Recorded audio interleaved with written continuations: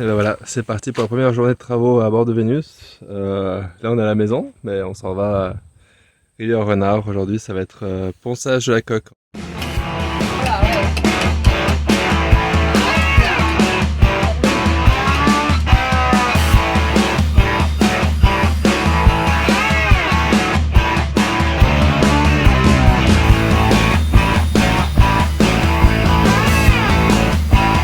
Day 2. Avec nous, on a Benjamin Salut. qui est venu nous aider pour cette On semaine. va gratter, poncer, frotter. Il y a du travail.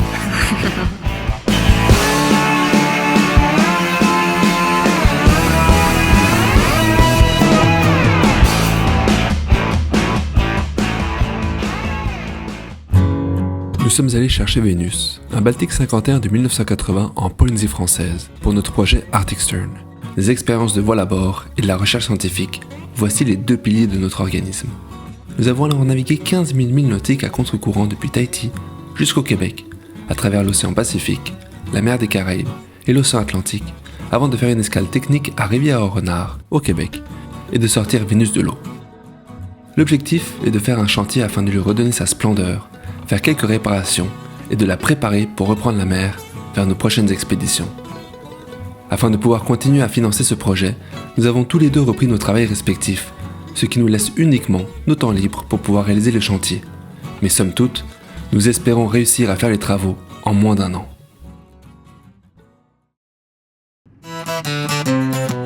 Tranquillement, les journées chaudes de l'été laissent place à l'automne, amenant avec elles les couleurs vives de l'été indien. Nous sommes au mois d'octobre, et avant de nous lancer dans le ponçage de la coque, nous faisons l'hivernage de certains éléments à bord. On hivernise le chauffe-eau. La tête dans le moteur. Et en fait ce qu'il faut faire c'est purger avec la vis de purge, puis ensuite il va falloir vider le restant par cette petite molette noire. On commence par le début.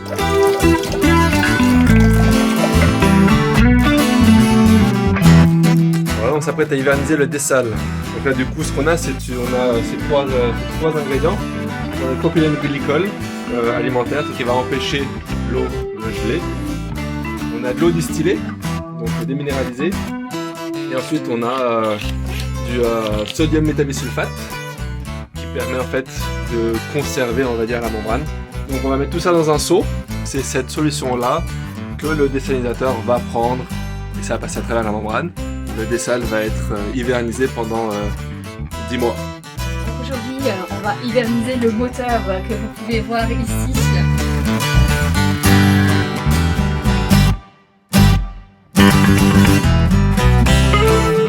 On enlève la couche d'entrée. On essaie de comprendre c'est quoi toutes les couches qu'on voit dessus. Il manque un petit bout là que j'ai pas fait. Là, j'ai fait tout le premier fait. Pas mal. Mais il y a en dessous, sur les bords, mais parce que c'est mouillé. La pluie ne facilite pas les choses. C'est qu'on va espérer des jours ensoleillés pour la suite des choses.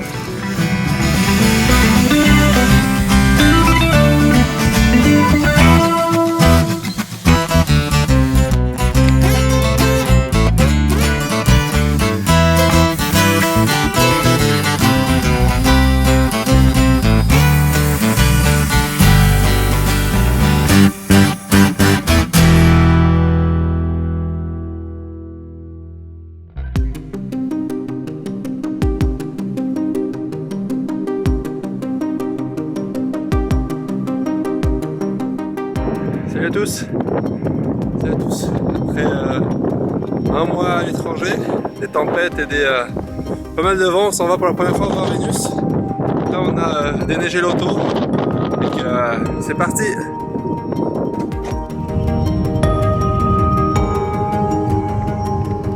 Bon bah voilà, on est sur le point d'arriver le bateau est juste là.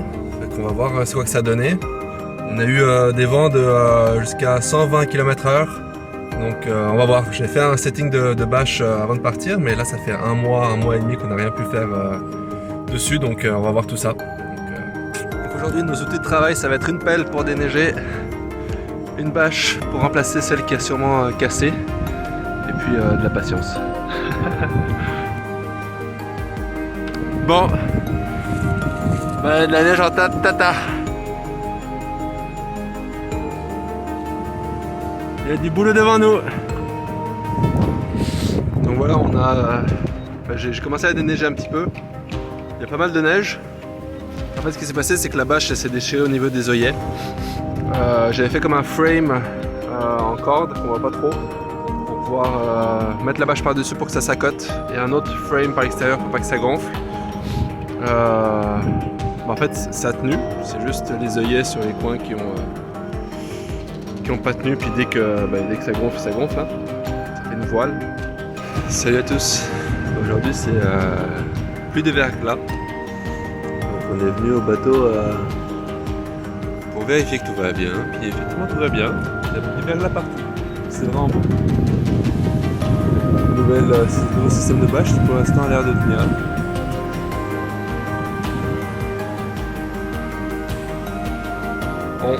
On est bloqué dans le bateau. Ça fait. On n'est même pas bloqué. J'ai coupé ton audio. Ça fait 8 heures qu'on est ici en train de travailler. Et puis on n'arrive pas à ouvrir la descente. Elle est pleine de neige. T'arrêtes. Tu vas gâcher mon épisode YouTube. Donc voilà, c'est reparti. On est le 10 avril. Et on pense. Et c'est reparti.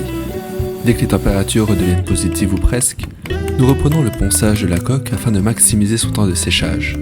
Les techniques sont diverses selon les couches que l'on enlève.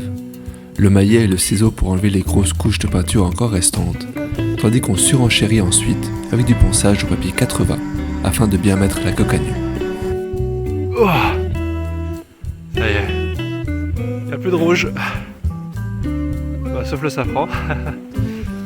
Mais voilà, on a fini de faire l'arrière. Il restait juste sous l'hélice.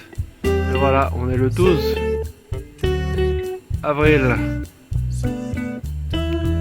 Et on a commencé le chantier il y a bien trop longtemps. Ouh. Et voilà. Allez hop. Comme quoi, ça marche.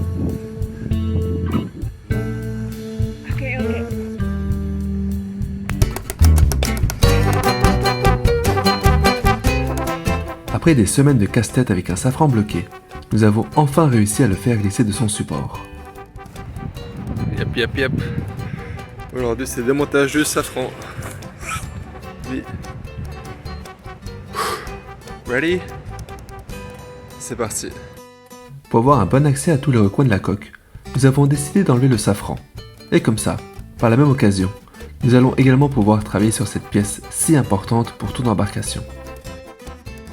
Mais le projet qui se devait être simple nous a donné du fil à retordre. La théorie voudrait qu'une fois les éléments qui traversent la mèche du safran sont enlevés, celui-ci devrait glisser facilement. Dans notre cas, nous avons enlevé le support du pilote automatique, le support du système de roue et la clé V-spin qui tient la mèche du safran en place. On est sur le point de sortir le safran. On a fait comme des leviers là. Voilà, c'est vraiment lourd. Donc c'est ça, on y va tranquillement avec le winch. On est sur le point de sortir le safran de Vénus pour la première fois. Mais la pratique s'est voulue bien moins facile. Et ce n'est qu'au bout de plusieurs semaines de casse-tête que le safran est enfin descendu.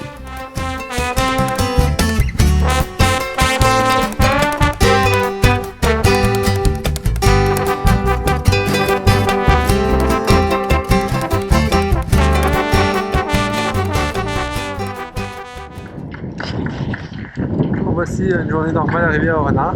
Et même si on dirait pas, on est le juillet, 12-13 juillet.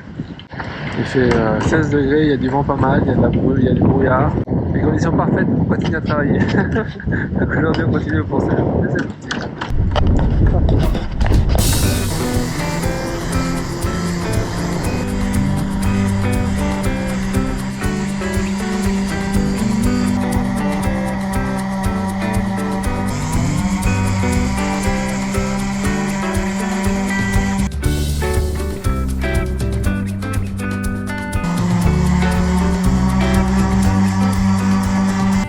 plus de 400 heures de ponçage, de travail sur le bateau. Donc voilà, donc là on est presque rendu à la fibre de verre un petit peu partout. Donc voilà, donc grosso modo ce qu'on a c'est qu'à certains endroits on a comme des grosses bulles. Par exemple là.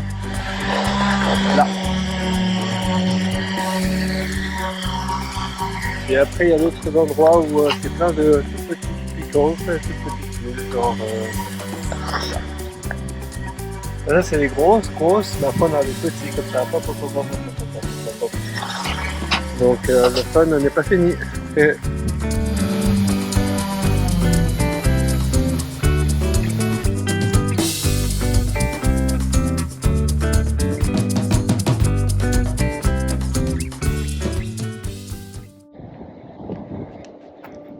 Bon, on a à peu près 300 heures à poncer le bateau en Vénus. On se rend compte qu'en fait on a probablement pas mal plus d'osmose que ce qu'on pensait. Mais l'osmose, c'est quoi? Les bateaux en fibre de verre sont recouverts d'une couche de protection imperméable appelée gel coat. Au fil des années, elle perd de son étanchéité et laisse l'eau s'infiltrer dans la coque, qui, en contact avec la résine, forme de l'acide acétique. Ce phénomène s'appelle l'hydrolyse. Cet acide s'accumule alors et la pression augmente, ce qui pousse le gel coat et forme des cloques. C'est l'osmose. De notre côté, nous savions que nous avions un petit peu d'osmose à cause de quelques cloques visibles, et pour cela, nous avons poncé la coque de Vénus pour la mettre à nu et lui permettre de sécher. Cependant, nous y sommes allés couche par couche, en supposant que ce serait la bonne, avant de se rendre compte qu'il fallait enlever la suivante. Nous étions au mois de juillet, et bien que nous ayons une osmose superficielle, la coque était encore humide. Selon le plan initial, nous aurions voulu mettre Vénus à l'eau à cette époque, mais l'humidité dans la coque nous empêchait de le faire, car il fallait avant tout la faire sécher. Finalement, Charles, quand il est venu, il a dit qu'il n'y avait pas beaucoup d'osmose. Donc voilà, ça nous a un petit peu mis du paume au cœur. Et voilà, on est maintenant remotivés. On est en mois de juillet, fin juillet, mais on pense déjà à l'hiver. C'est ça, comme on peut travailler que les fins de semaine, ça fait qu'il reste 8 fins de semaine, grosso modo. Fait quoi, il faut tout donner. Eh ben, ça y est, on est en train de pousser la ligne de flottaison. Donc ça veut dire que c'est la fin. On continue avec l'osmose. On continue.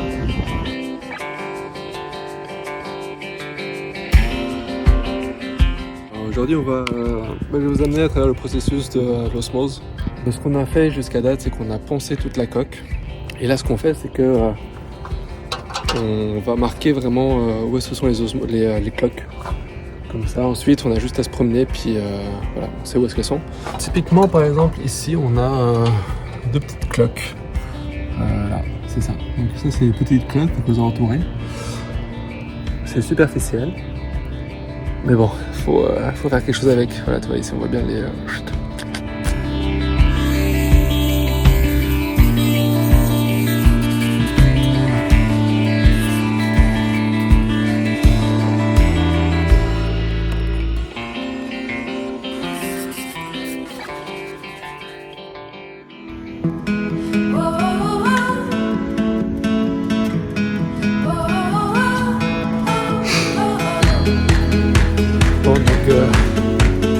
Voilà, après une bonne petite journée de travail. Voilà à quoi ça peut ressembler. Je dirais la lune, c'est presque ça. Ah, là c'est les grosses. Hein. Ça peut effrayer un peu, ça c'est pas mal les plus grosses qu'il y a. Voilà, et une fois que c'est fait, il y a un petit check. Comme ça. Comme ça je sais que c'est fait. Donc voilà. Voilà pour aujourd'hui. 1er septembre 2023. Allez. Ciao.